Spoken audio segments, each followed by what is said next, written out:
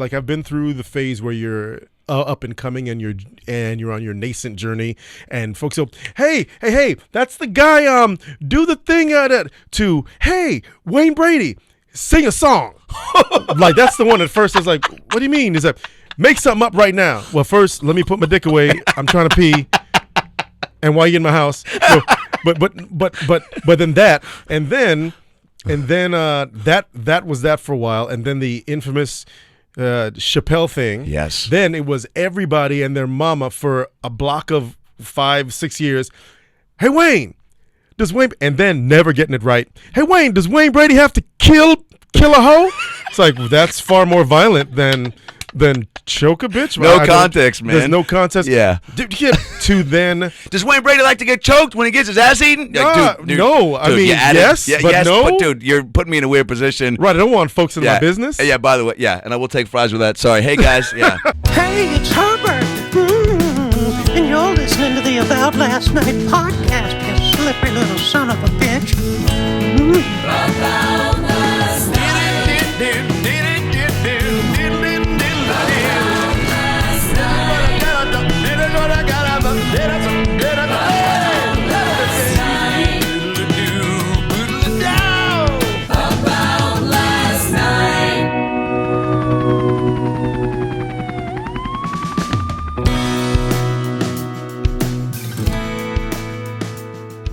Hey, all you cats and kittens, Adam Ray here. Welcome back to the About Last Night podcast. I'm coming to you live from the mighty Tripod Studio in Seattle, Washington. My boy David Hogan runs the studio. All your headshot, audition tape, acting class needs, we'll put up the IG right there. Hit them up, check them out. They're the best in the biz. Today's episode's a banger. We got the one and only Wayne Brady. You heard of him? Whose Line Is It Anyway? Let's Make a Deal, American Gigolo, Chappelle Show, The Wayne Brady Show. The guy's a G. Almost 2 hours of just nonstop giggle fest. We did bits. We got deep. The guy is a true master of the craft, and man, some great Robin Williams stories. We just clicked, and I think we're going to be jamming on some stuff in the future. Enjoy the fuck out of this episode. We'll put up Wayne's IG right there, and subscribe to the podcast if you haven't already on YouTube, iTunes, Spotify.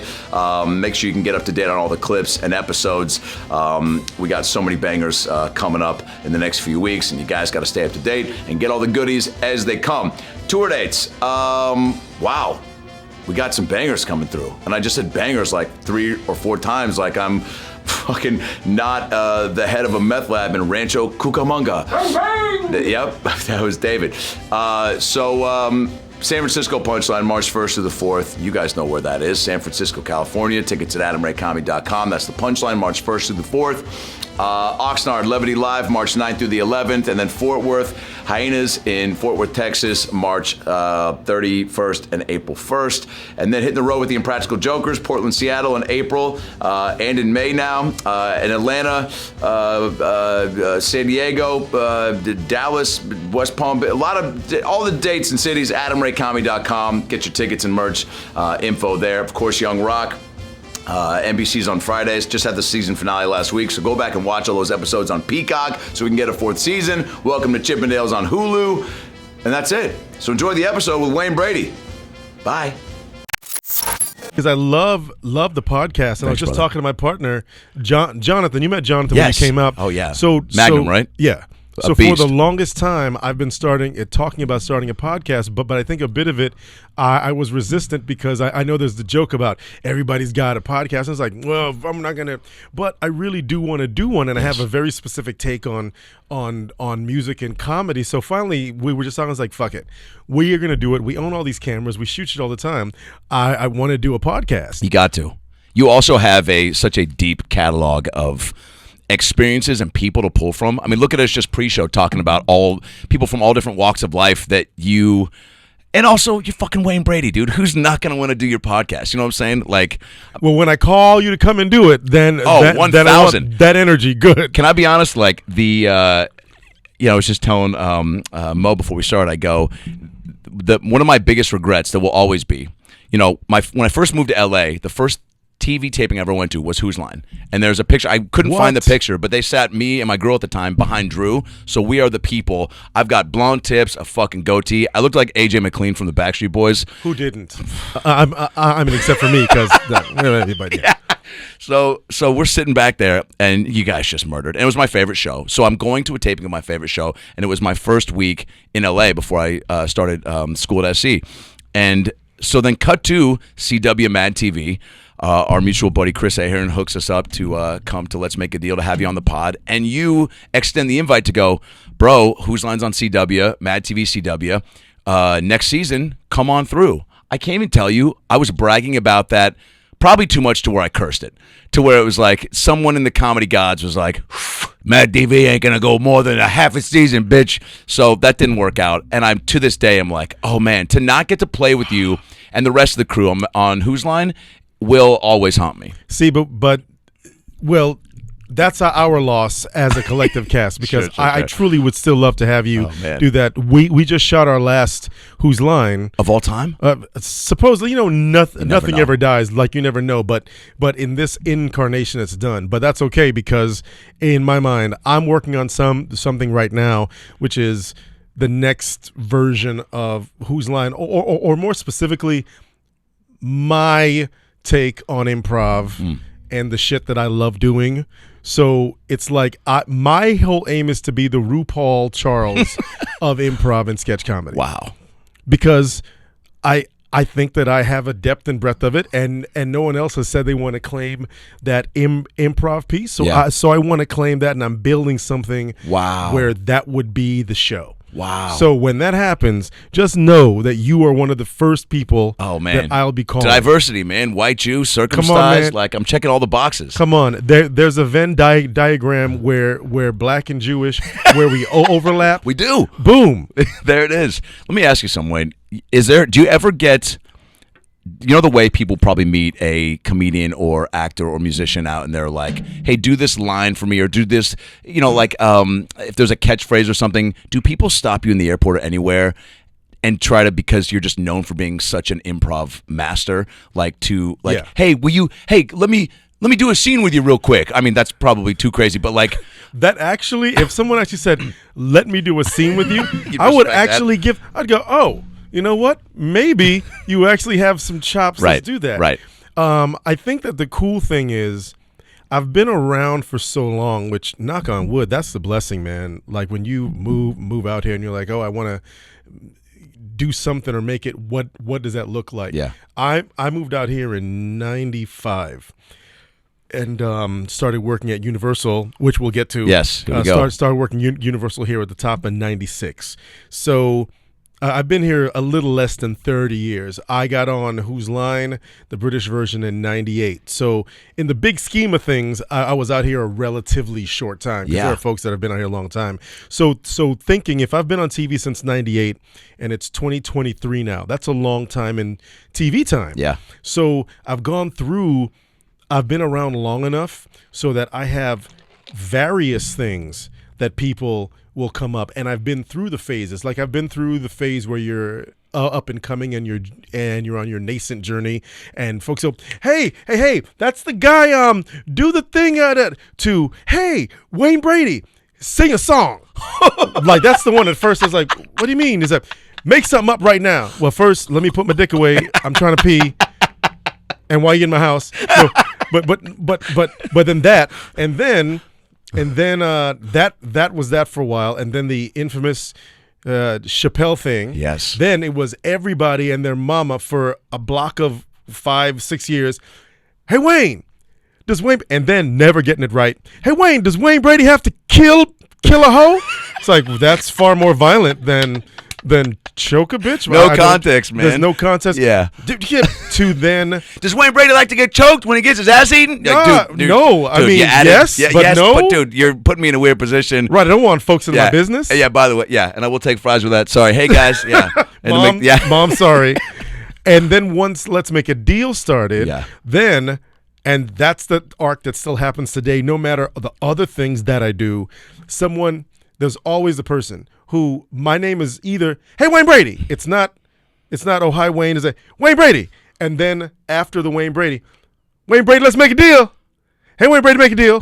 Or sometimes it just skip my name altogether, and folks will think it's cool. And I have to admit, I'm human. Yeah. There were some days I think I'm a generally affable dude, but there's some days, bro, maybe you just had a bad day, and someone coming up to you and going, make a deal. You know what? Maybe I don't want to answer to that today. Maybe I'm not going to answer to that. So then on social media, Wayne Brady's an asshole. He did not respond to me slapping him. I slapped his wrist on the part of the wrist that shouldn't hurt, but he acted like nerve center, like he got a nerve cluster there. It's like, just let me be. So yes, there have been various versions, but the long answer to it is, that's awesome. Totally. Most people don't get one thing. Totally. Most people don't get two or three, but I have a handful or a lot of foreign people now from other countries. Because of what? Everything? Because of Whose Line or sitcom wise, How I Met Your Mother. Yeah. Hey, hello, Barney Stinson's brother, James, or gay black brother, which depending on the neighborhood you're in, just saying gay black brother. And then R.E., I want to be the RuPaul of improv. Oh, my God. So it's just cool to be known. Well, it's a testament. I mean, look, dude, nobody has a career or continues to stay as in the zeitgeist if you don't have the goods to back it up and are like a pleasant person to work with which, like, I remember when Chris was telling me when you guys first started jamming on Let's Make a Deal, and I was like, and I just was like, dude, Wayne Brady's the shit to me. Like, please tell me. He's like, no, he's the best. He just couldn't say enough good things. And I go, so then of course you're going to continue to get all these opportunities. You don't get your own talk show if you're a piece of shit, I think, right? I mean, I don't know, man. You're so... I hope that that's the thing, but I also sit back, and this is the part of, where you've been out here a long time too, when you try to not be jaded about the world and everything. I see people on the come up all the time, and who succeed, and I go, that's great that you have your own plane. You are a piece of shit. Oof. But you've got to live with yourself at the end of the day. Sadly, this business does sometimes reward those. Yeah. But I am a believer in the long game of life. Totally. And at some point, karma doesn't have an expiration date. At some point, it happens to you. Yeah. Okay, so you said Orlando Universal before LA. Yeah. So when you moved here, you were basically just getting transferred from the Orlando Universal to LA? No, I wish they had a transfer. The one ace in the hole that I had was I was like Hamilton. I was young, scrappy, and hungry, and I'd left Orlando. I did a bunch of the shows there, and the one show that I knew was an overlap was the Beetlejuice Rock and Roll Show.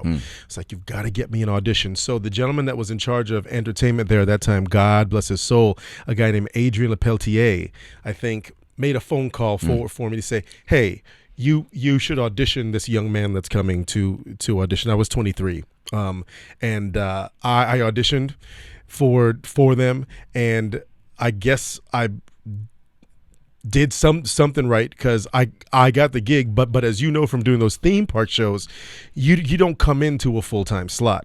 So I was also coming in with I need to be on a team. Yes. The blue team, white team, the red team. You have the two full-time teams. Right. You have the off team, and then you have alt. So it's like I'm too broke to be an alt, so I'm gunning for this full-time slot. Wow. And I got it. Luckily, seasonally, and so between doing Dracula, Wolfman, oh my God. I also did a show they had called The Boom Operators, where we were the percussionist and breakdancers. I sang doo-wop with a group called Double Date there. Yep. I also trained for the Wild West show. I never went in. I became the park swing. In fact, I worked so many shows there at the park, and I took advantage of it because, like, if you're going to pay me, to be here at the park and make great money, like at a certain point, the entertainment department was making what you can make in an equity show. Yep. I was like, I'll do all of them. So I did 4 different shows in one day. They instituted a Wayne Brady rule where you're like, no. You can only work X amount and work because I said, if you're going to train me, I'm going to do it. Wow. And I'll take everybody's shifts. My folks are from the Virgin Islands, the Caribbean. We work hard. Let me work. God damn. So that you took that with you when you got here. You were like, if I have the skills also in the weapons, Like, why wouldn't I want to have as many opportunities to fill that role, right? Absolutely. Why not? So the Beetlejuice show, though, was that the one that kind of where you're on a stage where you're really getting the most eyeballs, or what? Yeah, the Beetlejuice show was amazing. That for anyone listening, if you were here at Universal at that point when the theater was great. Yeah, and it was the closest. The director, I'm sure you knew her too, Barbara Epstein. Yes, Barbara also gave me a great shot. It was the closest to being on a real stage and doing a Broadway-esque show. Yeah, but it's kind of funny because we're all dressed. I'm. As the Wolfman, I have on a wig and some makeup right out of Cats and ripped jeans and suspenders and a plaid shirt because nothing says hip-hop like that. Come on. This is hip-hop. Thank God the creatives were so in tune with what was they had popular. Their finger on the pulse of the streets. But it was a great show. And that's a show where, at least back in the day, if you were an actor, it gave you great hours. You could swing yourself out. You could audition. You could invite people. That they had these industry passes where you could invite people to come see you sing. It was great. Wow. Just built in, because once you get out here, I mean, you tell me, like, overwhelming, or did you just kind of jump in with a, like, all right, I know what I have to do, work and hustle-wise. I know what I'm bringing to the table. I feel like anybody, doesn't matter how confident you are when you get out here, you can't help but be, succumb to the idea of, like, I'm meeting a lot of people every day that are going for this. And to me, that can both intimidate you and excite you and inspire you to be like, fuck, dude, there's an energy out here that's just kind of awesome, where you'll meet somebody at a Jamba Juice and they're like, sorry, I fucked up your razzmatazz, dude. I'm thinking about the CSI callback. And you're like, good on you, Doug. Fucking go for it. I hope you book it, man. He's like, I have to. Doug's a series regular on the right. No, this is the place where those dreams. And you weren't a dickhead to him, and he like kept his Jamba Juice for life coupon, and he gives it to you because you was like, you never fought. You believed in me, man. You told me go get that shit. That can actually happen here. Yeah. That can actually happen. I came out. I would like to think that I came out ready because I had a plan. Yeah. I had a very specific plan when I left Orlando. I knew you needed money. You can be as idealistic as you want to, but you get on a plane and, golly, I'm going to get off the bus and maybe I'll be discovered as I'm making a malted. No, you're going to be broke. Yeah. On Santa Monica. Yes. And you don't want that to happen. Sorry, that's just how it is. That's just how it is. And if you are coming in with, like, daddy's money, like, and I got no judgment for that, like, whatever, but, like, there's no replacement for the work. So as long as you still have that mindset of, like, all right, my place is taken care of, but I still got to hustle. You have to grind hard. Yeah. So I knew that was part of it. So I made a plan. By the time that I left Orlando, I was lucky enough because Orlando is was a fertile enough ground between the theme park work. I had lots of dinner theater. Oh, wow. And I was in a comedy group there called SAC Theater that my buddy Jonathan and I and Claire Sarah, she's a big screenwriter right now, a couple of the people that we came out of. We formed a group called the House Full of Honkies. And so the seven of us, we met back out here as a collective. So we said, before we go, I'm going to have my SAG card. So I'd already done a bunch of TV. Yeah. I was going to have my equity card just in case. I had my AGVA card. Yeah. So I said, I'm going to have all these cards and I'm going to have some money in my pocket. So I left Orlando. I did a theme park show at Six Flags over Mid-America called Warner Rocks. And I did that, banked some cash, moved to Las Vegas with my ex-wife. I was singing in cover bands during the day, working for Legends in Concerts, doing this rock and roll show where I impersonated Elvis and Little Richard and James Brown and all that stuff. Holy shit. And then I would fly out here 2 or 3 days a week to audition. Because on Southwest back in the day was a $15 ticket. Get out of here! Oh man, the tickets were stupid. It's like tickets for everybody. It was great. And nobody on the plane. I mean, it was just you. Wow. So it was great. it was just me on a pride. You're doing the announcements. Oh, it was great. It was like I'm landing now. It was awesome. So that's how I got my foot in the door. So by the time that I really hit ground to move here, I was ready. Gotcha. So I had some cash. I had my cards. All I needed was that regular gig, and that's what the theme park gave me. And that's why I tell young actors when I teach an improv or an acting seminar, I say, look, acting is wonderful. It's great that we can do this, but because I didn't go to college, I don't know if they teach this class now, but nobody's teaching people to move out here think with a business head. You always hustle because I got to eat, because I want to audition, because I got to think with your business head of how are you going to hustle?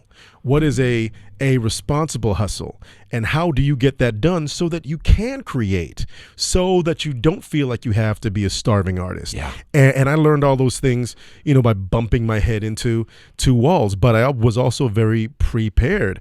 I came out here and treated hustling like a job. I had back in the day, we had backstage.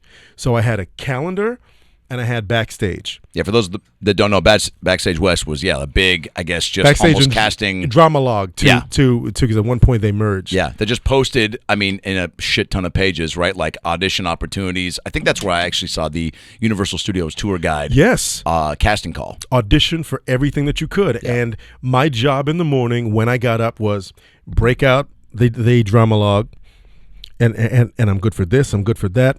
I would submit myself. You line up a bunch of auditions and you go. And that was my job. And if I booked something, and then at night I had singing gigs. So I would sing for corporate parties, weddings. I was with this big orchestra.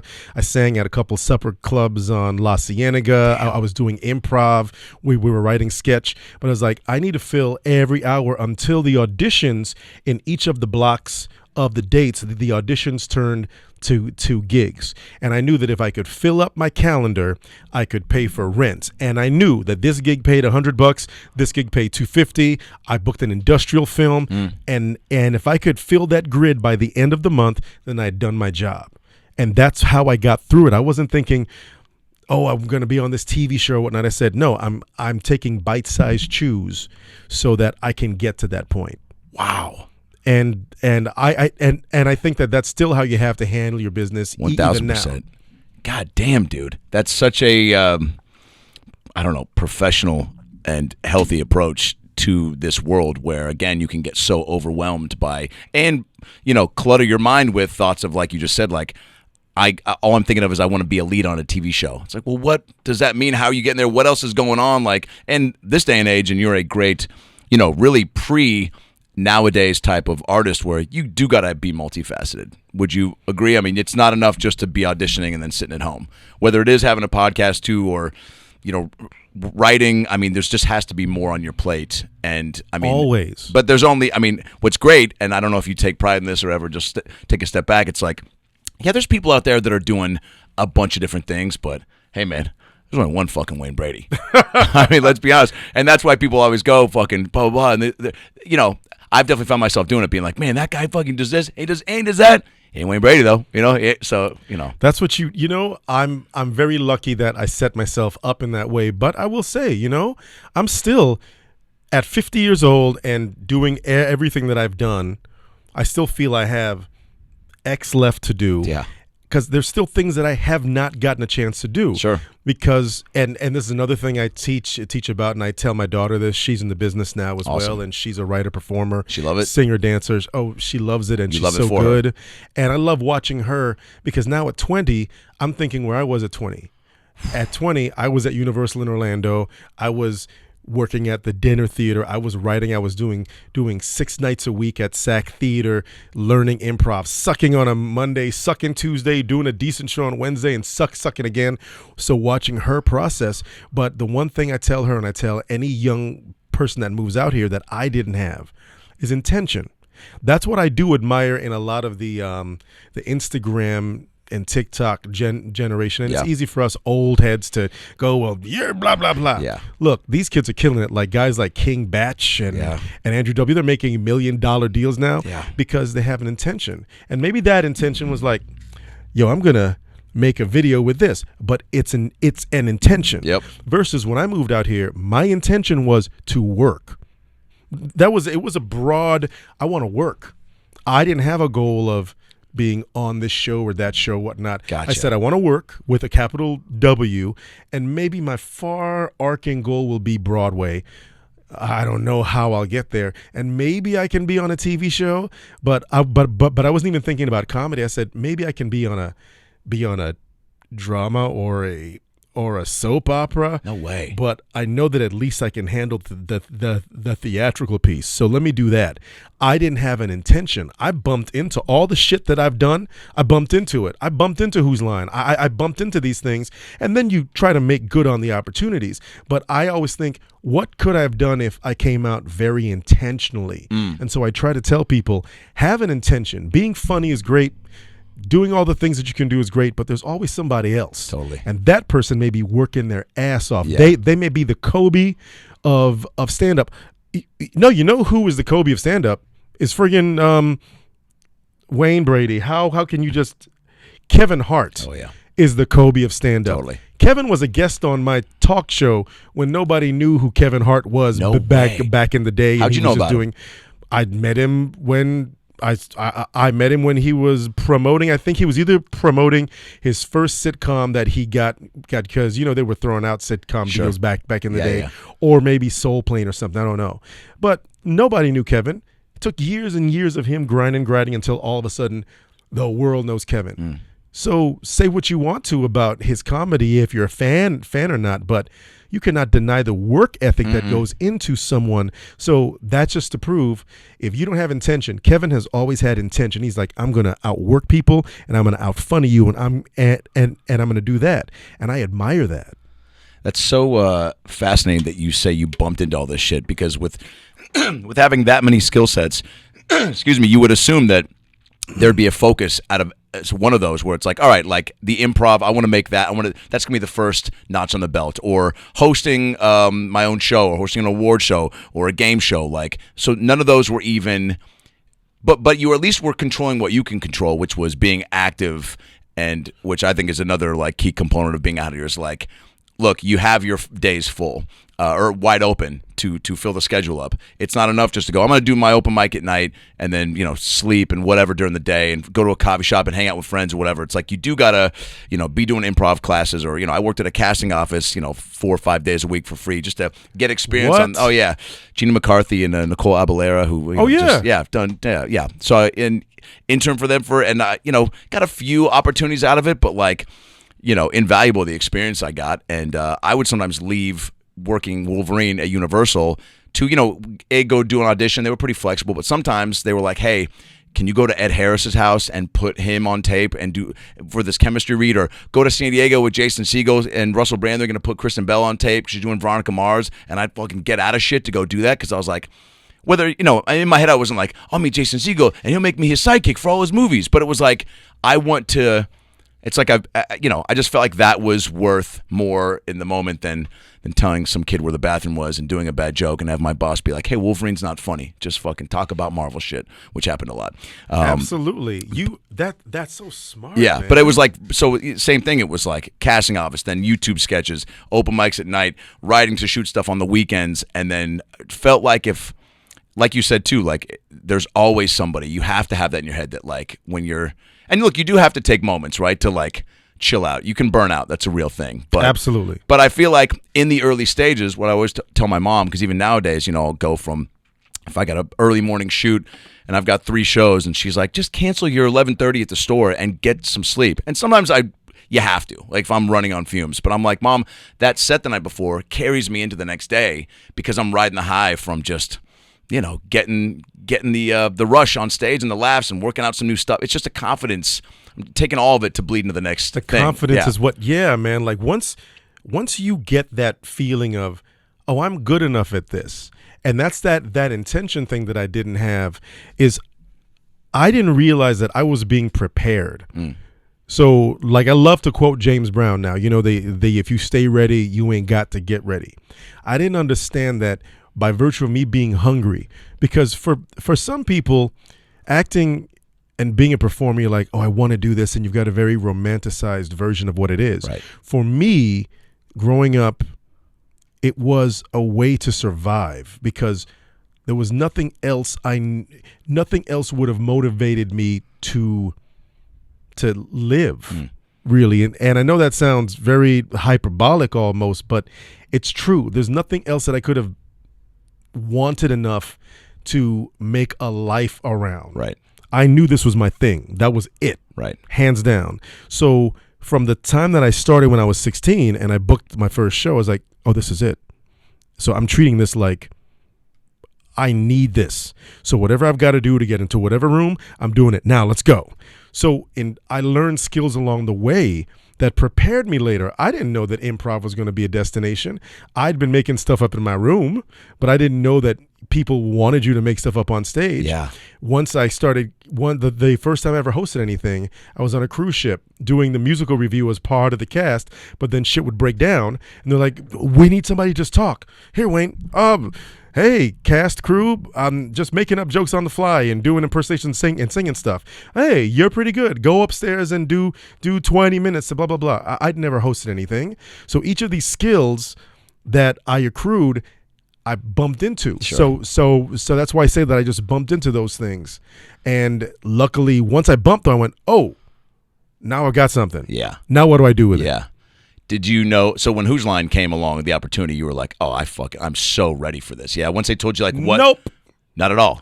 Nope. I sucked. We auditioned for Whose Line twice. The group that I was in, House Full of Honkies, first when we were in Orlando, when we were at SAC Theater, we all auditioned. If you've never done improv like on Whose Line, there are folks that denigrate short form. They're like, oh, I said blah, blah, blah. If you've never had someone look at you, and I know that you can do this because you're built for it, that someone goes, worst person to be on a subway with, go. The way that your computer has to be built to, in that second go, subway, worst person, awkward situations, guy with bad breath, no, worse. An escalation, what's the thing? Okay, the punchline. How do I get out of it? Is there a physical piece to that? How do I go? If you can't do that shit right then you have no business doing a show like that. Yeah. I was not built for that at one point. It scared me because I loved watching Whose Line Is It Anyway on Comedy Central. Yeah. So when I would see those guys do that thing, I was like, oh, I'm never doing that shit. There's no way that I could do things. You're having to come up with a joke now. Yeah. Go now. Yes. Didn't know how to do it. I thought it was, nope, no way. No room for dead air. No room for dead air. And if there's dead air, how do you fill it? How do you mind not failing to fill? Yeah. To succeed? I didn't have that skill when I was 21. So we auditioned for it, didn't work. We auditioned again with every Second City person, groundlings, everybody and their mama came out. Everybody tanked. I think maybe Brad Sherwood was one of the only people that got to do the British one. Then the last time happened, I was working at Universal. Just to show you the Hollywoodness of this, that was my Wolfie day. My agent calls and my other friends in the group, hey, Whose Line's auditioning today? We all got to go. And there are a bunch of cats. Just off the top of my head, Jim Eskeman. That sounds really familiar. Yes. Incredible impressionist. Groundling dude? Oh, I do. I just saw a video of his. I think he did. Robin Williams. Yes. Yeah, like he has a bunch incredible. of. Yes. Okay, but he just sticks out because he was one of the guys that was in the last group with me. Oh, wow. But everybody and their mama was there.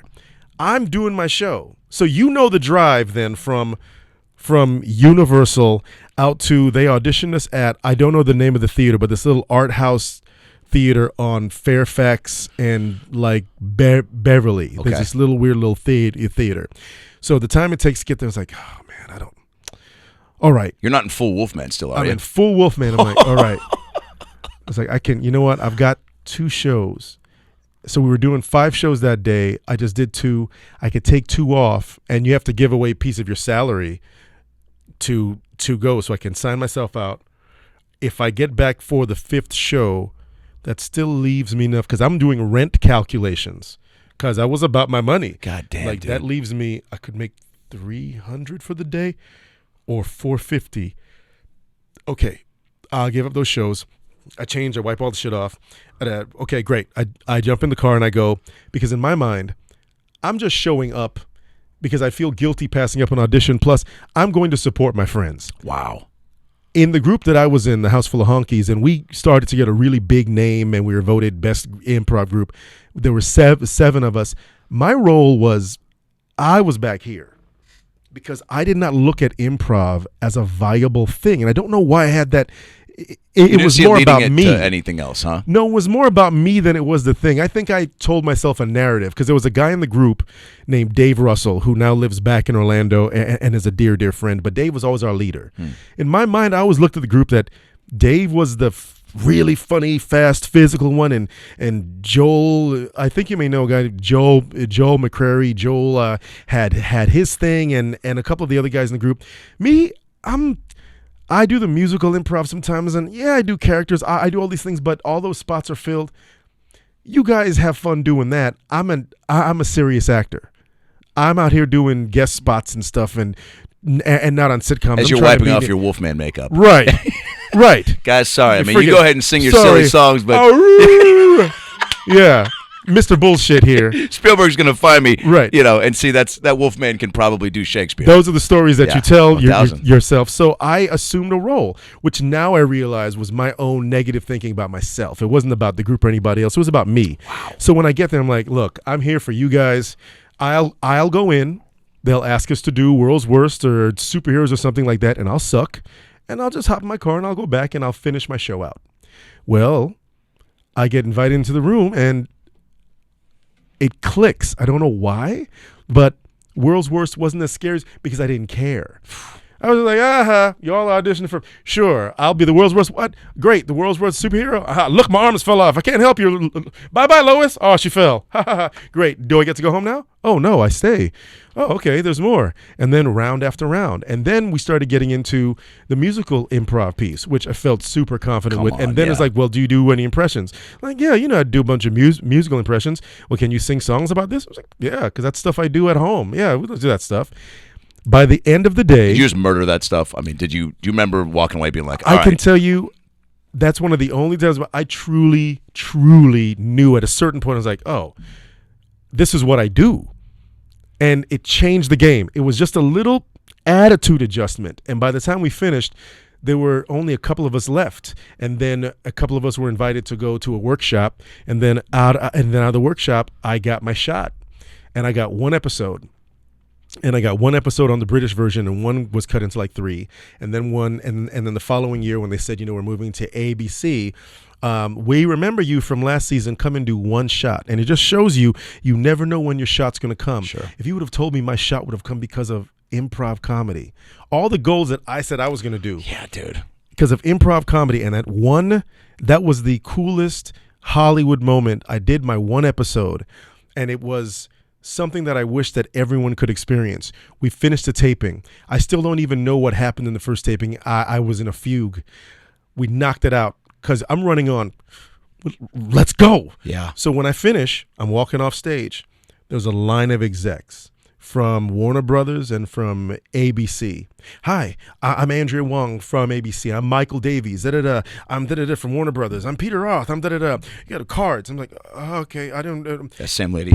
Wayne Brady, make a deal. Yeah. You're like, how the fuck did you get here? You. Yeah. It's like, hey. It was, and that was the day that my life changed forever. I remember that with a crystalline clarity. And then the B part to that my life really, really changed was I stayed at Universal into the second season of Whose Line Is It Anyway? Because I was like, I've known people that have been on a TV show and you're like, I'm buying a yacht. Oh, yeah. But and why are you buying a yacht? You just got the gig because I'm going to be big. I'm going to get a hot tub full of Doritos and chocolate chips. But why would you do that? I don't understand. Because that's what players do. But you're not a player. Not with that attitude, man. You got to have the player mindset. Okay, but can I get my Jamba Juice? Sure. Yeah. The day that I quit Universal Studios, I was doing the Beetlejuice show. We finished the opening number. I don't know if you ever saw the show. I wasn't out here when you guys were still doing it. I don't think it was happening when I started working there in 2003. 2003. Oh, at that point I was gone. Yeah.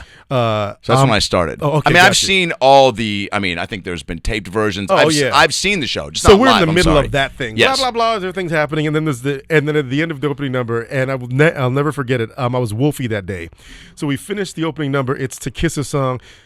You drive us wild, we'll drive you crazy. Da, da, da, da. We keep on rocking. You can the music. Yeah. Ba, ba, ba, da, da, da. We do this whole thing, and Wolfie does this breakdancing move. I do this swipe, and at the end of it, there's pyro, and you slide off into the audience, and I slid it, and I'm there. Pyro, big number, like you're breathing hard, and in that second of silence, and everyone's applauding, and the applause, I hear a British couple sitting in the front row. Darling, isn't that black fellow? On whose line is it anyway? I think it is. Is it him? Is it? And I'm like,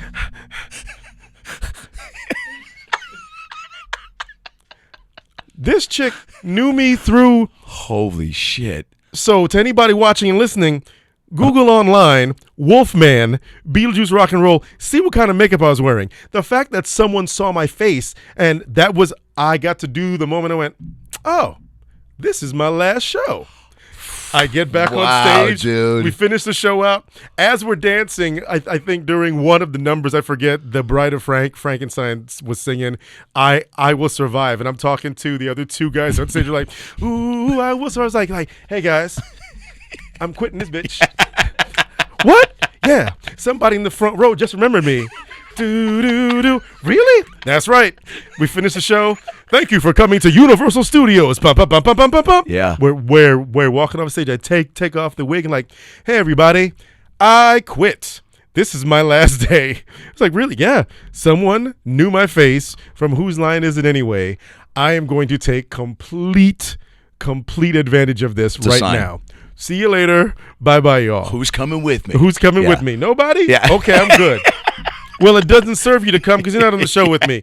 Forget that. Keep your job. Have a Jerry Maguire moment. Wow, dude. That's good on you for recognizing that. Holy shit, dude. That is, I mean, it only makes sense that it would happen like that when I think this business is so fickle that, not that you shouldn't have goals, but like I also believe in the fact that like things, you know, you put yourself in a position to have opportunities for stuff, but it's like you can't really, to come out here and be like, I'm going to win an Academy Award and be a dramatic actor. It's like there's so many other factors at stake. You, again, control what you can control, but yeah. I just personally, I think you can create your own opportunities, which you did, right? You put yourself in all these positions to come here as loaded as you were. That's the thing I think that people sometimes slip up on is like, whether they're a young comic that they do a 2 years in Ohio and they become like the hot feature around town and they're like, all right, I'm moving to LA. It's like, you know, is that the right move? Maybe sticking around 2 more years and getting even stronger would be the move. Or visit LA. Totally. Go out to LA, right? And plant a couple seeds, right? And go back home and make that money and keep your chops up. Yeah. Do you on Whose Line, and then we'll press on here, but like, was there a moment then when you start settling in? Because you strike me as someone that's always, it's bonkers to even hear that you were having trepidations about your skill set in that world, but there had to have been a show. I don't know if it was the first one. You posted a great video on your Instagram. What's your gram again? Mr. Brady, baby. Yeah. Which, by the way, real quick, we were ranking the Bradys earlier. Tom Brady, Wayne Brady, Greg Brady. Marry, fuck, kill, if you want to play that drinking game at home. So my wife was like, fuck Wayne Brady. I was like, you can go back to bed. And then kill Tom Brady. You posted a video that was you guys backstage getting ready to go out. Oh, yeah. And it was a real great curtain peel reveal of like, you know, what that energy was like. To me, it looked comparable to an Oprah taping. I mean, the energy was fucking hot, dude. It's insane. And you've been to a taping because you came back in the day. That was 2001, so that was the show was, I think, in its prime. No, I don't know. That was in its ABC prime. Yes. Yeah, well, that's what I'm saying. Yeah, for the starting of the ABC prime. We did. I think we had close to 10 years on ABC, and the thing is that Wayne is different than the Wayne today. Right. I always approach those shows as my job depended on it. Gotcha. Because even though I was made, and it was unheard of for this new person I was made a regular right after my first episode because it was really Ryan and Colin that was supposed to be, and then the 2 swinging seats and Drew as host. So a couple episodes in, they kept bringing me back to a point where I was unofficially a regular the first season, and second season they said, no, you're a regular, you got the job. So, but I was always scared. I was always coming from a place of, and I think it helped hinder my improvisation to a degree. Now that I've done it for so long, I can see someone who, if you're like this and you don't want to fail, I can't fail. I can't fail. So everything that I say has to be funny. I can't fail. I can't fail. That person, when you do hit a home run, oh, it's beautiful.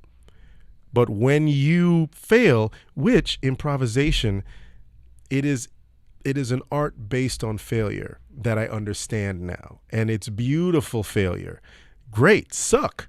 How do you turn the suck around and you can bring the audience in and you do that? That's the thing. A famous pimp once said that too. So that's like Luscious Johnson. R.I.P. homie. How do you turn a suck around? You suck it yourself. Class tomorrow 10 a.m. Use a coupon if you got it. Because if ain't nobody around, because like RuPaul said, if you don't love yourself, how you gonna love anybody else? Self-love. Onanism. Read a book, baby.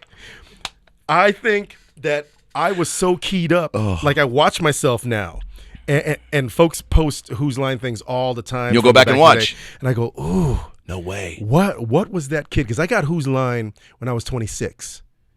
So I didn't really settle in until I was like 31 or something. That was my question. At what point did you just go like, man, I'm here to stay, A, and B, I feel like I'm not, thinking about just enjoying it. You at least enjoyed it, right? I didn't enjoy it. Oh, man. You know what? I nary enjoyed a taping. Even if Robin Williams came through, that's when I enjoyed it. Wow. When we started, the day that Robin, oh my God, God bless him. I don't want to tear up because the day that Robin, when we started having cats like Robin and when Whoopi came on. That wanted to come on, by the way, because of what you got, right? Like, that's bonkers to me. Robin Williams, Robin didn't do a workshop with us. We did a camera blocking, especially on the day that he was there because he wanted to make sure that he was familiar with the games. And then people ask us all the time, no, Whose Line is not written at all, but it's a TV show. Sure. So game by game, and you know from watching, each game has handles to it. Yeah. Like if you're doing World's Worst, you got to come to the center camera and look down the barrel. Right. If I'm doing this other thing. Yep. So it's more so for the camera folks too. So Robin said, no, I want to rehearse. I want to come. So we just did bullshit games just to get him used to things. And right when we finished the workshop, we only rehearsed for about a half hour, just walked him through things. He stopped and he goes, hey, I love you so much. I'm like, just out of nowhere, hey, I love you so much. And I looked at Robin and was like, what are you talking about? He goes, I'm here because I love the show and I wanted to do a song with you. Damn, dude. When I tell you that you couldn't tell me nothing after that point. And then when cut to the taping, when they say, Wayne and Robin, you guys are going to do a gospel song, blah, blah, blah. When Drew's going to the audience, what the audience doesn't see is Robin has my arm. So, oh, okay. And he says, you got my back. And I said, I've got your back. Absolutely. Oh my God, dude. And at that point, it wasn't that I was cocky. It was that it gave me a feeling of, if this man that I grew up idolizing says that he's watching this thing and wants to be a part of this process because of stuff that he's seen us do, maybe you can cut yourself some slack, Wayne. Maybe you can bring it down just a little bit, because the amount of insecurity, of imposter syndrome, of self-doubt, and I talk about this all the time still as someone that has suffered and has suffering from depression and everything else, the amount of those things that go into you telling yourself a certain story. When someone gives you permission to go, okay, let's just have fun. That is a beautiful thing, to just have fun. Let all the other shit go. And that's when I think I started to settle in. For the longest while, I thought that Ryan Stiles didn't like me because I wasn't part of the part of the club. Yeah. Yet Ryan, I love Ryan, and Ryan loves me, and we have a great time. And I grew up idolizing Colin. My story was that these guys are too. They're so good. Why would they like me? I'm just the guy that they threw on the show, and I feel so bad about it. Yeah. So I had to rewrite that story, and Robin helped me do that. That's incredible, dude. I was hoping that there would be some really like deep-rooted connector there for you with him, because it's impossible to not be in this world, especially with comedy, and not be influenced by people like that, and to not let it not affect you is insane. Like, of course you should be a little nervous with him there, and maybe not totally process like the fact that he is there, because like when he says that to you, to have that like be a an overwhelming notion, right? Like you have to kind of do what you did and take a step back and go, no, motherfucker, like I'm here for a reason. Like this isn't some right? Like I did the Henry Winkler once told me when I booked my first TV job as a guest star on According to Jim, and he goes, wow. He goes, Adam Ray, his son was in my fraternity at SC, so Henry was like, he showed up one day and he gave me a bag of laundry, and he was like, you're not going to shit on this laundry, are you? And I was like, what? He's like, it's a fraternity. I know what you boys do here. I just want to make sure there'll be no defecation on my son's clothes. I was like, Henry, you have my word, no poop on the pants. And then I go through and he goes, call me whatever. He left me a voicemail, and he goes, I'm pulling up to the lot, and I was doing all these YouTube sketches, so I had like a fat suit and like a couple puppets and like a fucking fake cock in the back trunk, and this big sassy black security woman opens it up, and I'm nervous. I'm going over my lines. I'm pulling up in the lot, and she holds up all three in the rearview mirror, and she goes, let me guess, you single? And I was just like, can you please put those down? I'm very nervous right now. And like, but yes, I am. And then she's like, all right, baby, have some fun in there. And so I go in, and Henry, he leaves me his voicemail. It was like, treat Mr. Belushi like an emperor. You're not there to fill space. They booked Adam Ray because they love Adam Ray. They want Adam Ray. They need Adam Ray. All the best. He goes, if you think of something funny, say it. There are going to be moments when you're all thinking of new jokes. Say it. They didn't want Adam Ray just there to fill space. Say it if you think of it. So cut to live taping. They're rewriting some jokes. I lean over. I go, what about this? And I remember that all of them, writers, director, everybody just turns and looks at me like, huh? And I just hear Henry in my head go, swing and a miss. And I was like, and I called him back later, and I was like, I pitched a joke, and he goes, well, it has to be funny. Oh, man. Yeah, dude. But that same sort of like, I love that. That same sort of fucking like, I don't know, just piggybacking on that, like of you giving yourself that respect, which just takes time. It reps. I don't know, confidence and cockiness. People always, talk about how you can kind of, blur them together. But man, confidence, cockiness, and humility. I love when folks say, even people you don't know, like I think one of the best offhanded compliments that people don't realize is odd is when someone, a complete stranger I don't know, even now with the fact that I've been around forever, someone will say, you Wayne, I love watching you, and the thing that I love is that you're humble. You know what? Don't let it get to you. Don't let it get to you. Now my thing is, look, I've done what I've done for a long time. I don't need you to tell me to be humble, but I also have a belief, as one who battles with these things in self-perception, my humility, my job isn't to make you feel good about what I'm doing in terms of, amen. Like, I don't want, I'm going to try to be a good person. I'm not going to walk around and slap anybody unless it's a sketch or rob you or whatnot. So I've got that checked off. Yeah. And I'm not doing anything based out of super ego, but I do need an ego to a degree to have the audacity. Yeah. I think of this all the time. I have the audacity to ask someone to pay money to watch a grown man walk on stage with no act prepared. Sure. And that's the act that I've prepared. Yeah. Is not having the act. Bonkers. And then I take your money and I tip my hat and I go home. I have the audacity to do that. Yeah. The ego, the healthy ego that I have to say, oh, I can do that. So I can do that without your version of humility, because for years, that's one of those things that in me saying, oh no, if you're good, you have to be humble, you're putting a weight on yourself, and my humility and me being humble and me being okay in me keeping my voice a certain way, especially, and not even getting into it on the show, but being an actor of color, we haven't even gone into that, but being an actor of color, sometimes the only one that looks like you in certain spaces, sometimes someone saying, well, you're cocky or your ego or that, it is a way to also push down on you and to keep your voice at a certain level. Oh, man. It's like, no, without being a dick, I can be absolutely cocky and go, I'm good at this shit and I'm great at it, and that's why I deserve to fill this space and I deserve your attention for the duration of this show. And then I go home and cry, but I go home later on. Well, I was gonna say, how does Wayne Brady take a day? What's a day off in a Wayne Brady day? You know what I'm saying? Like, are you Do you got YouTube rabbit holes? Did you watch the Super Bowl? Are you on Twitter, like getting into discussions about Rihanna's performance? Like, where do you? Wayne doesn't do that anymore, man. No. It's a losing game. I find at a certain point, if I go online and voice a certain opinion, and engage, sometimes you just can't win. Yeah. So I pick my battles.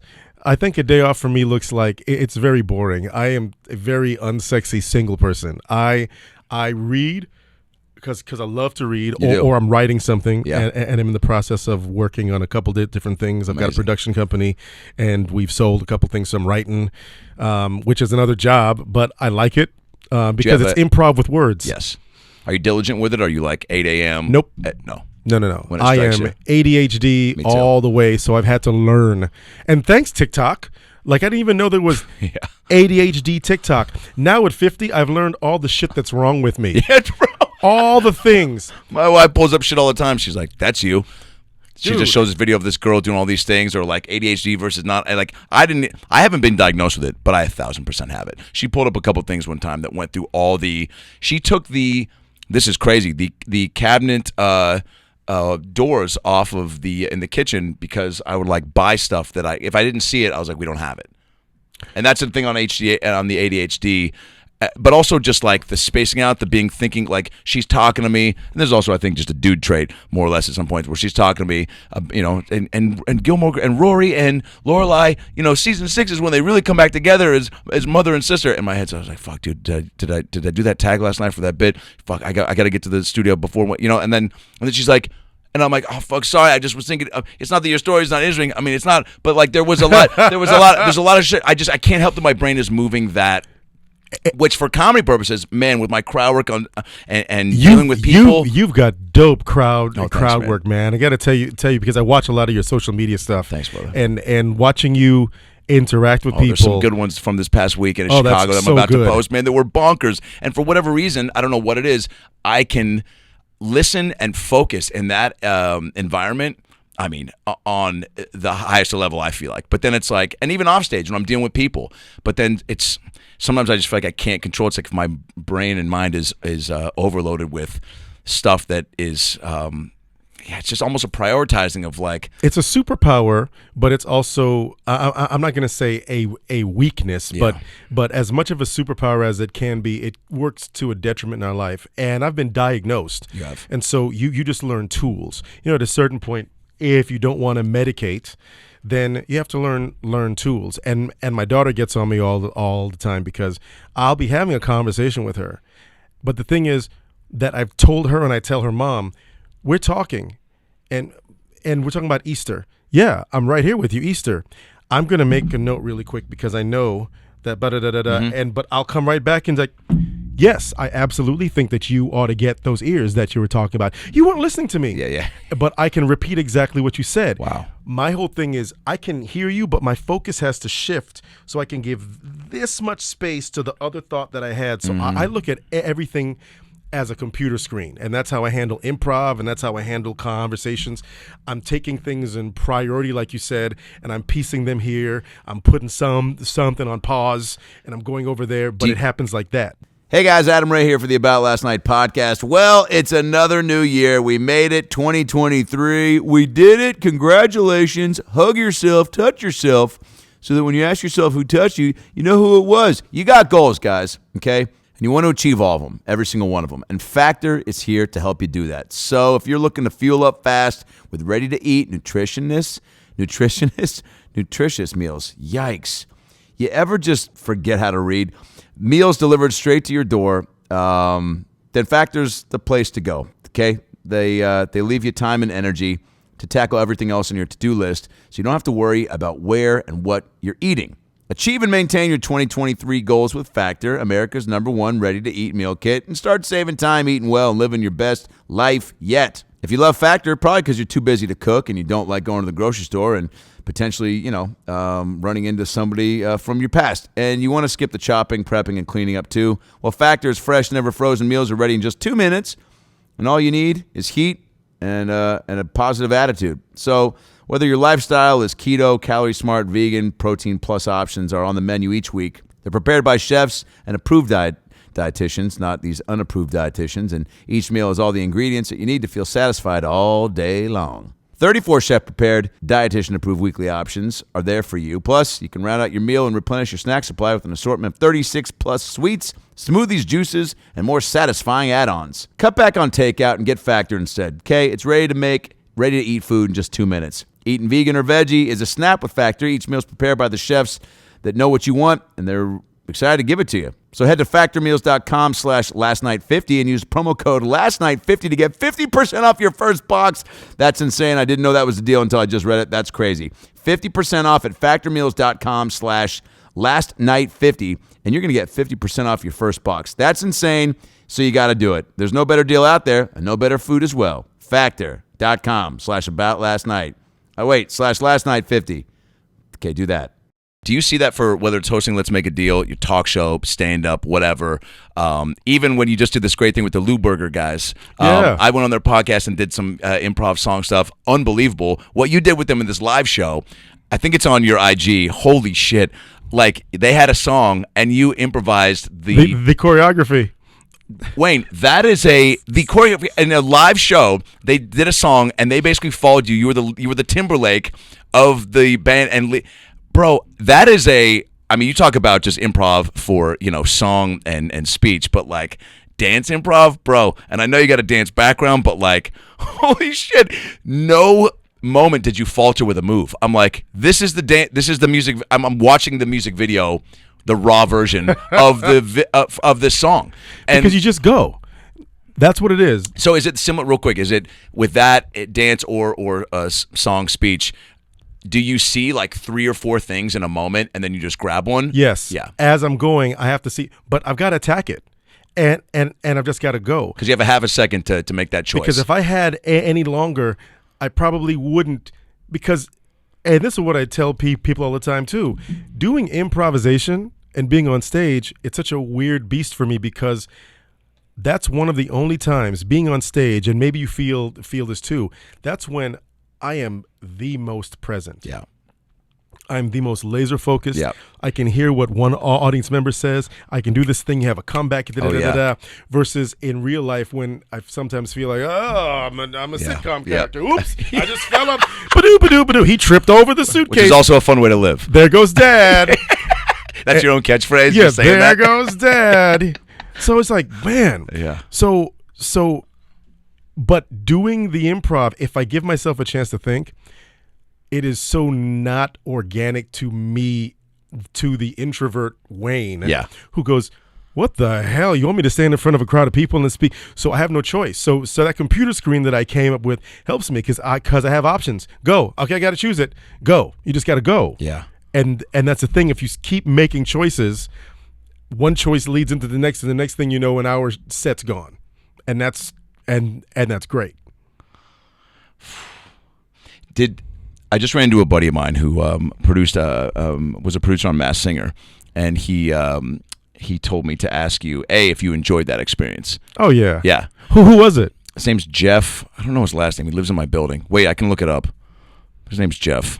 Because I'm trying to think if he was one of the guys that He said he worked with you on like throwing bits, and he said one thing he really dug about you was he was like, they had planned bits and this and that, and then he goes, I threw all that shit away. Yeah, and he goes, no, I threw all that shit out. And he goes, and he said that he goes, and I was like, all right, and I go, yeah, and I go, Jeff, with all respect, the fuck are you throwing bits at Wayne Brady for? And he goes, yeah, I go, you had a handful of comedians on that show, right? Like so, but especially, and he goes, trust me, he goes, I quickly realized this was a mistake and let him do his thing. And if he wants to, here it is if you want to pull from it, but like, Yeah. Oh yeah. Well, because that's one of those shows that I moved with intention with. When I said I was going to do it, I just wasn't, because like life is too short and we've got shit to do, right? Yeah.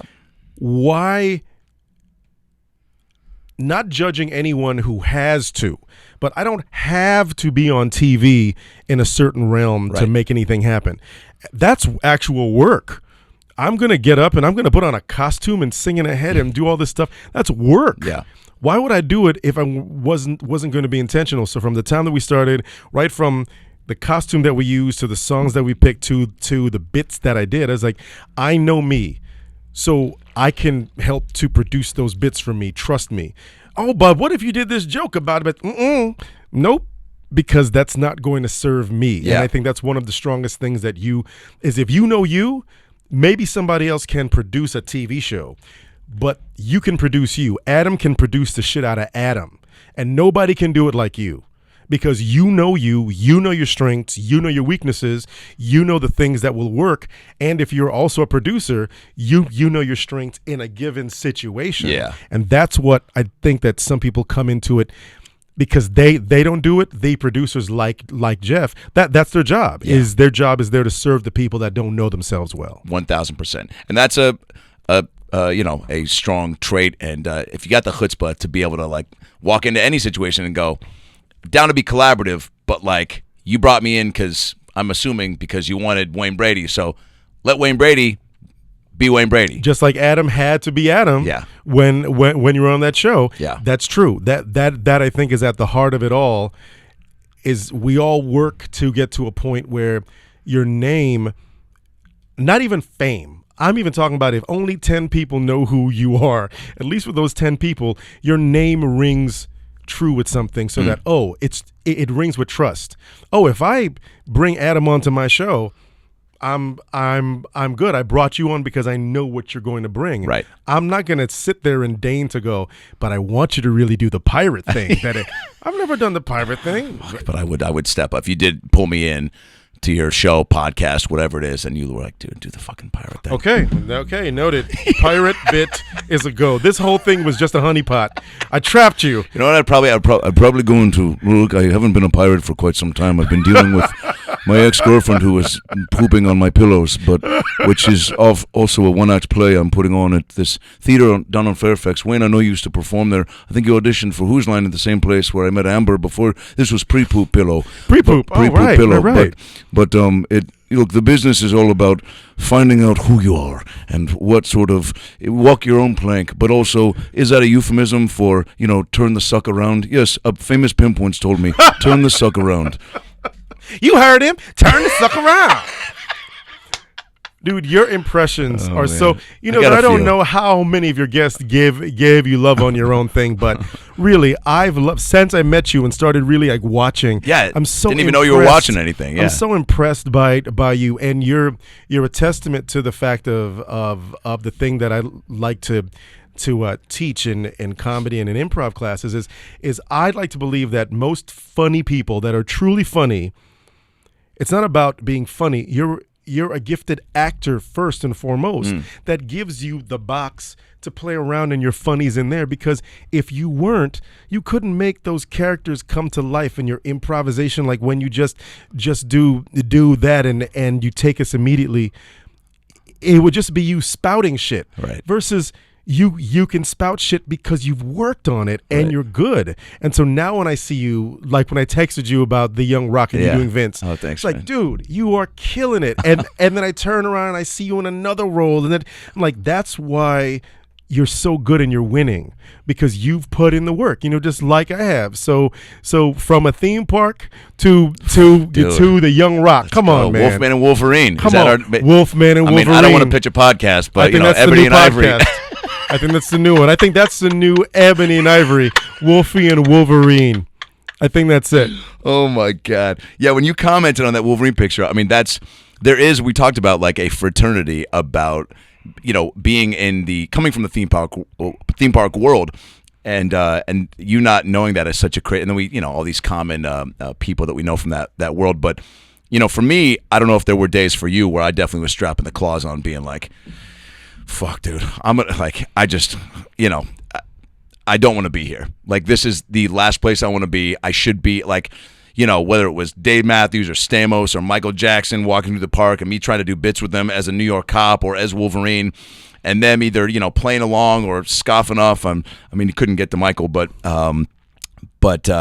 just being like, fuck, dude, like, or seeing people that were buddies of mine that had just gotten a gig and they're at the park with their girls celebrating. And That's the hard part, right? I'm like, what's up, man?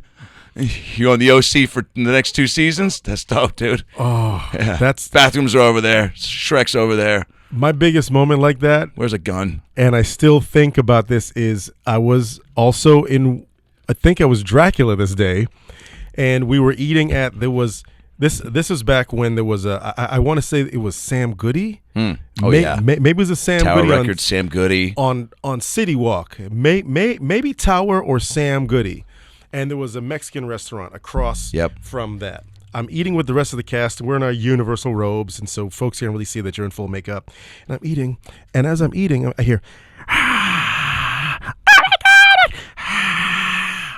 And I look over, and there's a crowd, like this big-ass crowd of girls. All these girls lined up, like three rows back, around, and then, because it was a glass window, you could see the top of whoever was performing. Yeah. And I just see these heads moving. I was like, what the hell? And then I listen. Tearing up my heart.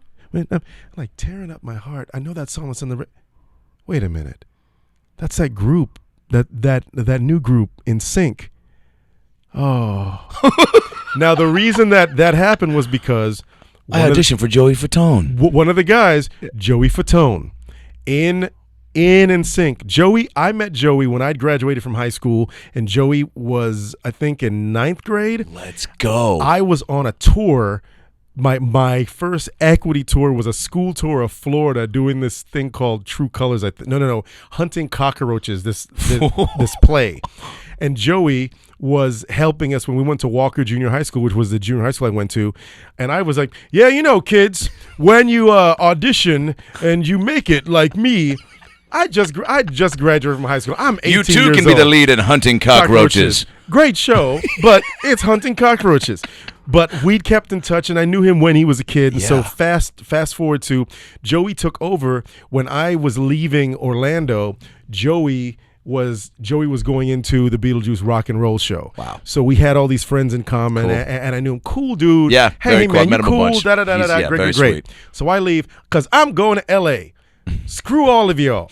That was one of the last conversations I had because I thought that the show that I was just so full of myself. One day the cast wasn't performing up to my wants. I was like, you know what? Y'all are here fucking around. I'm trying to really be on stage. Yeah. I'm out. I'm gonna go to LA. So I leave. So cut to, I'd heard rumblings that there was this group and Joey was in this group and but I hadn't seen them. I'd only heard the music. But then I see it and I recognize him immediately. I'm like, that's Joey Fatone. And they're dancing and all these girls are screaming and they have security guards. And this was like at the beginning of that phase of the boy band era. Whoa. And it was like, he's from Orlando. They're all from Orlando. Hey, Wayne, huh? We have to go back for our 2:40 show. Yeah, I'll be right there.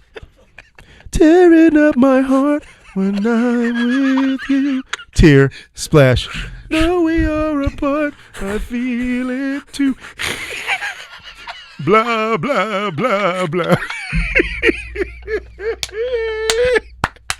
Oh, man. My God, dude. But on the other foot, I was really happy for them because I was like, 1000%. It's cool to see cats from where I'm from. But then that does give you that moment of, am I on the right course? Yeah. Am I going to be here forever? What's up? And so, but if you stay ready, you ain't got to get ready. Bro, who said that again? James Brown. James Brown, dude. I thought it was Wendy Williams, but no, it also sounds like James Brown. Oh, my God. You if you stay ready, darling, you ain't got to get ready.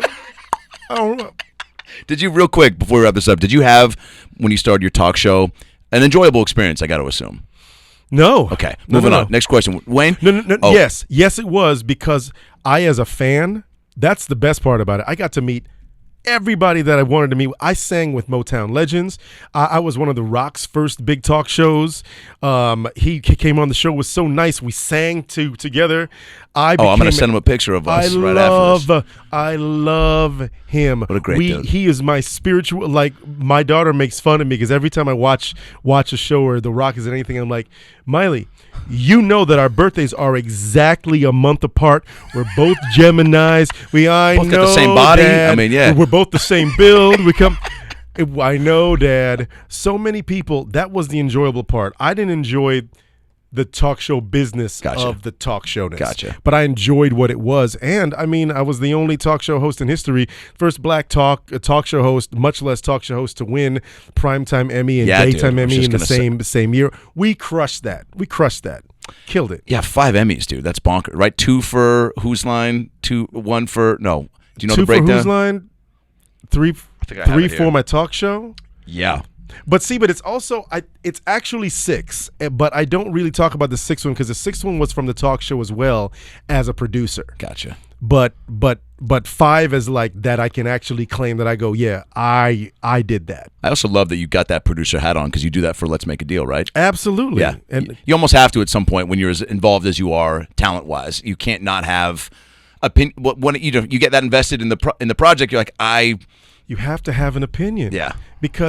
Because at a certain point, what you do, especially in the world of variety, not necessarily as an actor, but in the world of variety, that if you're hosting a show, if it's Wayne Brady, the character, or Wayne Brady, if folks look at something and they go, that show was cool, but I really didn't like the such and such. If I have any say to stop someone from disliking the whatever they didn't dislike, yeah. Or they go, the Zonks on Let's Make a Deal aren't funny because it's stupid, or those are gross. But I have to, because I'm the face, I have to have a credit that I could turn around and go, yo, that's not funny because it's not my sense of humor. Because the average person at home isn't giving thought to the fact that there's a machine behind Let's Make a Deal. It's like, hey, make a deal. It's my face. So that's a part of, like, you have to step up and go, I'm going to own this. Wow. Fight for your voice, right? Fight for your voice. Yeah. Wendy Williams did say that. Maybe Tony Robbins said that. Wendy Williams and Tony Robbins, I think they did a one-night seminar in Long Beach, I think. Yeah, he zoomed in. But, And she was definitely zoomed out. Definitely. We'll be right back. We'll keep it right here. All right, we're going to close this out. By the way, Make a Deal, still going. Dude, this is going into how many? We are going into season 15. This is our season. This is our big anniversary. Oh, really? Okay, it's going to be a big anniversary. It's got to, like, 15 years. That's dope. So it's going to be like, I remember I went to a live taping of The Price is Right. It was like they'd hit a certain milestone, so they did like primetime 8 p.m. shows. Barker was still hosting. I was high on edibles. I went with the group from my frat. I rushed the stage during the Showcase Showdown. No way. There's between a 90-year-old woman named Ethel and a 6'5" black dude named Daron. He won. I rushed the stage. I'm rubbing his head. He's like, you just rushed up here. I was like, hell yeah. He's like, fuck yeah. He's like, go sit in my Escalade. I sat in his Escalade, pretending to drive. I did the robot behind Bob Barker. I'll send you a link to it. I found it on YouTube, a deep cut. You were meant to be here, man. The things that you were meant to be. We had one shot to get called. You go with a group of 20 or more, you get one person guaranteed to get called down to contestants row, and our buddy was called at the very end. And they'll never forget it, this like, and I remember I told this one of my buddies. He was like, because it was the Jew frat A pie, and my buddy goes, bunch of Jews at a pricing game, joke writes itself. I was like, probably going to delete your number, Cameron. And so, but so we get one chance, and our buddy Matt Siegel gets called down, and he gets $1. And I remember we were all screaming, 20+ drunk, stone frat dudes, the show up is $7.85. Fuck, we're all just going nuts. And the intensity in that studio, by the way, was like it was prime time. So we weren't the only, not sober people. And I remember we're all screaming, and she just turns around and she looks at all of us and she goes, $1, Bob. And we were like, you fucking bitch. Dude, it was so funny. It was out of a movie. And then, so then my buddy was like, dude, you got to rush the stage to make this day worth it. Because we just sat around for 5 hours and you only got one chance, Yeah, folks don't realize the tape. Like, we actually are a good machine in terms of we get people in and out. Yeah. Some of those other tapings are so long. Yeah, man. The energy at the tapings. How can you not have fun every time, right? Yeah, we try to make it a show. I got to come back to another one. You have to come back and let's do another podcast from the set. I would love to. Oh, that'd be dope. All right, going to wrap this up with a 10-question questionnaire inside the Actor Studio style. I'm going to play Lipton. R.I.P. No doubt you would have been on the show one day. Here we go. Getting to know Wayne Brady a little bit stronger at the end of the show. Here we go.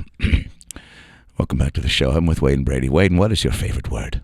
My favorite word. Oh. These can be silly or real answers. No pressure. I think privately, my favorite word is fuck because of the versatility. Do you hit it with a hard F or more of a CK finish through? You see, I think it's circumstantial. If you're fuck or fuck.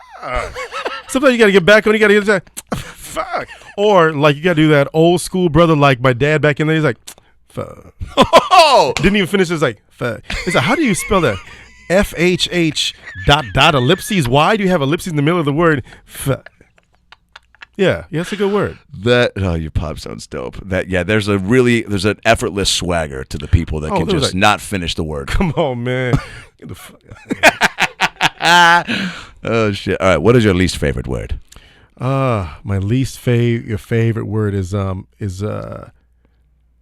it's not just a word. I have to say that I have a least favorite phrase. When someone says, people say I look just like you, or I've got a friend, his name is Duran. Oh God. He looks just like, and I'm like, no ma'am, don't finish it. But he does. I was like, don't argue. And it always happens on, don't argue with me, ma'am. But he does. I don't. Let me just show you a picture. Ma'am, I don't need to. Oh, no. Here, hold on. And they would in fact, whip I'll out their FaceTime. Facebook. Hold on, let me see. And it's always, just because your black friend is A black, B bald, C combination thereof, does not mean that he's so. Or like I just had to be very nice to a dude on Instagram who, for some reason, this picture he goes, they say that I look just like Wayne Brady. He's like, well, in my defense, somebody did tell me that I look just like Wayne Brady like 6 weeks ago. And I didn't think you were going to bring this up on the podcast, but fucking wow, dude, true colors. Well, see, but like if it's you, it just shows that we're not a monolith. Of course. That we're not a monolith. Wait, so you for real got that and then just. Absolutely. I'm like, because I try to man. stop people now. I just try to stop because I'm trying to spare us both. I'm trying to spare us both. Yeah. No, please don't. Please don't. Yeah. Come on. That means no, please don't. Oh, now I You'll have feel to be better. a dick. Yeah. Oh, God. Yeah, you did this to me. What turns you on, Wayne? What turns me on? Someone fearless intelligence. Somebody who's not afraid to be a nerd, to be passionate about something nerdy. That like you're not just gonna, well, if no one in the room likes it. No, you know what I like? I like blah blah blah. Totally. And that's sexy. Passion is sexy. Yeah. So if you're fearlessly loving something and you can speak about it, just don't be a fan of something stupid. Like I love vintage phones and I've spoken about this and blah blah blah. It's like that's sexy if you've got a passion for something 1000%. and you can explain it. That's hot. 1000%. And I think if you do speak to it, whatever it is with conviction, like even if you're at a party. Or you go on Dr. Phil and you're like, look, Phil, I love boofing. Like I've always loved to boof. What is boofing exactly? It's where you pour, I think, a substance into your asshole, but I'm not sure. Now, when we come back, we're going to see if Caleb can make some different choices. We've got Wayne Brady's going to sing a song about roller skating or diarrhea. It's some sort of fun. It'll be and Wayne he does look we like actually most call of your, that the jet stream. We call that the jet stream. Thanks, Dr. Phil. But you know what I'm saying? Like, when you speak to it, people then want to ask a follow-up. If you like cower, then people have to go, oh yeah, that sounds cool, man. Anyway, and then nobody wants to engage, right? Speak with passion. But it's tough to and get speak there. Intelligently about it. 1000. All right, what is your favorite curse word? I know you said fuck. Yeah, it goes back to fuck. Okay, great. Fuck is a good one. It's the best. What sound or noise do you love? Oh, I think when my love of good old-fashioned. That's my favorite, and that's the Dude, you and I are 8-year-old a lot me. closer than we are really picking up on here. Yeah, dude. Come on. Always funny. If you get to a point in your life, you're in an elevator and a fat kid with too many coats and too many snacks and too many, future, medications coming, like, and you don't like, and especially if they're smiling at you, almost like they knew, like, how was that, sir? Come on. Come on, dude. Yeah, come on, dude. Always Oh funny. yeah, dude. little. Yeah, dude, a little upswing, like Come an on. Australian question mark. I love that. Yeah, dude. What sound or noise do you hate? Oh, what sound of noise do I hate? I hate the sound of gum. Oh, That yeah, if someone's smacking. talking to you, I don't like. That sets me off. No way. That's not a thing that I enjoy. Yeah. Has that happened? Can you think of a moment right as we're talking where Yeah, it's, even romantically, like Oh, I've been on a date where red flag? that is a and if it happens at the beginning of the night, oh, that just sucks because I'm also You don't mind if I chew this the whole time, do you? I was like, oh, So Wayne, you're from Orlando. That's so oh my god, you fucking know what? sweet. Wait a minute. One What's of my up? dogs just escaped You said you from were the allergic to house. dogs, though. I have to. Oh no. Oh, I didn't know you had dogs. Oh, That's no. Well, I'll come with you. No. Are you falling out of a hammock? You are good at improv. Okay, so since I think we're gonna have the wow, Just dude. to want to be off of a date enough that you stand and go, oh no, like I'm falling into a void. By the way, if Save you're the other, yourself. you knew this day wasn't gonna go well the moment we sat down. You have to like come back and like say a few more things. And by the way, if that person stays there, are you okay? Like, yeah, dude. Then you just gotta like roll out of the chair, get up, and walk out. Right, you have to commit to it. You gotta commit. That's so funny, dude. What profession other than your own would you like to attempt? What I'd like to attempt, if I weren't doing this, I would like to be a teacher. For real? Yeah, I would have taught. I mean, you got all the skills for it. You'd be the most fun teacher of all time. And I'm not saying this just because you said that. That used to be my answer forever. And maybe it's just a couple of the teacher stories that I've heard recently from friends that make me go, oh, they hit you where? Oh yeah. To where I was like, all right, but back in the day, man, I mean, the fun factor I think that you and I both could probably bring to a class. Also, the stories. One of my friends told me this kid came up and was like, so I heard there's oral and there's anal, but is there nasal? Seattle, my God. Washington, there's a kid, a 9-year-old boy who wants to know if we're using every fucking spot on the body for And that's the penetration. guy who is going to invent something one day. And as I he's don't know if we talking, can go that far. and as he's talking to the board, The glow-in-the-dark butt plug, maybe. and when I was a child, there was a question: oral, anal. But I say nasal. Why limit ourselves, people? There are nerve endings throughout the body. I give you the. That's the part of the presentation, like when they bring out a new iPhone. Pyros, And our screen special flips. musical guest, Pitbull, dale, dale, put it up your nose and dale, dale. Oh man. Oh, dude. All right. Oh man. That's so funny, dude. What profession would you not like to do? Oh, I guess it would go back to teacher. Yeah. It really is. As much as I would love to impart knowledge and to do that, I also see how they're shat upon, which is why at Let's Make a Deal, we have teacher shows where we try to bring as many teachers on and we give them stuff and we try to show them love because our system is not built to reward those who sacrifice. Yeah. So teachers, nurses, Yep. y'all get the sucky end of the stick. Yeah. So I wouldn't want to be of service that way because I see that they get thwarted in their attempts to try to help. Yep. So much love to you, and for every time that you've sat there and every kid has made a nasal reference. God bless you. Thank you for your service. If heaven exists, what would you like to hear God say when you arrive at the pearly gates? Oh, I exist. He's like you were right.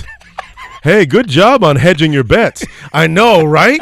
Because I had a bit of a doubt in my 30s, but then I was like, I don't know. Dad just died. Maybe I should try to go back to church a little bit. No, that was a good move. Boop, boop, and then God daps me up. Come on in here. Let's go. Is Wayne Brady going to have to choke a pussy? You're I'm like, that's not it, God. Oh, God. Even He's you like, fucked it up, he's dude. like, let's go. And then we walk back together. Yeah, that'd be fun. Oh, dude.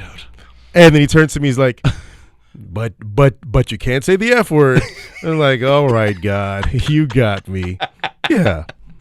Well done, Wayne Brady. Man, I got to be honest. You reaching out to me was so fucking cool. Just to kind of reconnect like that. And you're as kind as you are talented, from the, again, like the amount of opportunities that I feel like I've gotten to be around people that not only, really contributed to me being in this world. I mean, and I know you've heard this all the time and probably get messages all the time, but like, bro, like Whose Line was so impactful. You know what I'm saying? Oh, man. Like, where I put it for me, Eddie Murphy, Delirious with Stand Up, Farley SNL, and you on Whose Line, dude. And I'm not just saying that. And Thank you, if brother. you knew anything about me and what I do, you'd go, oh, that makes sense. You know what I'm saying? It doesn't sound like a No, it far-fetched. absolutely makes sense. When I see you do stuff, it absolutely makes sense. And to marvel at it, and it was a thing where it was like, and I think anyone who's in this business has it, and especially in performing, where you see people do certain things like how you were on that show, and you'd go, that looks so fucking impossible to do. I can't do that, but I want to figure it out, instead of like, I can't do that, and you wash your hands of it. And there's more people than the other that go, how the fuck is he doing that? Like, all right, well, I guess to start, I'll put myself in a position to start to figure out how to even get there. And those are the people. Yeah. Those are the people that end up making it to a certain point, because it is kind of like this weird little roadmap. So I'm glad. And you need those things to get inspired by, and like but also to be scared by, right? I think if you can just find that balance of like, Yep. fuck, I'm never gonna, and then also getting to a place where you go, all right, well, I'm not gonna ever be Wayne Brady, so let me just take the fucking pressure pack off and go, I want to do what he's doing, but I'm not gonna. But it's through your lens. Right. Because I knew I was never going to be Robin Williams, or John Leguizamo, or Whoopi, or, the people that I grew up on. Yeah. The reason I wanted to do theater and do one-person shows was because of John Leguizamo, was because No of way. Whoopi. So I knew I wasn't going to be them, but I can do my own version. Yeah. So I'm glad that we can even do stuff Bro, like yeah, this. you're a man. rock star. This is like, to engage with it and then chat like this, and hopefully, we'll jam on some more stuff. Hell yeah. At Mr. Brady, what is it again? Brady. At Mr. Brady, baby. Mr. M.R. Brady, baby. And you got new season of Let's Make a Deal coming at you. We got the new season, Let's Make a Deal. Man, the next time I come back, because I've got a couple shows that are coming, but I can't talk about them right now. Of course. But let's just put it this way: the rest of my year into summer of next year is Stay tuned. all already done. Stay tuned. Oh, it's gonna be hot. I can't fucking wait. It's gonna be hot. Wayne Brady, you're the man. Thank you, my Good friend. night, everybody.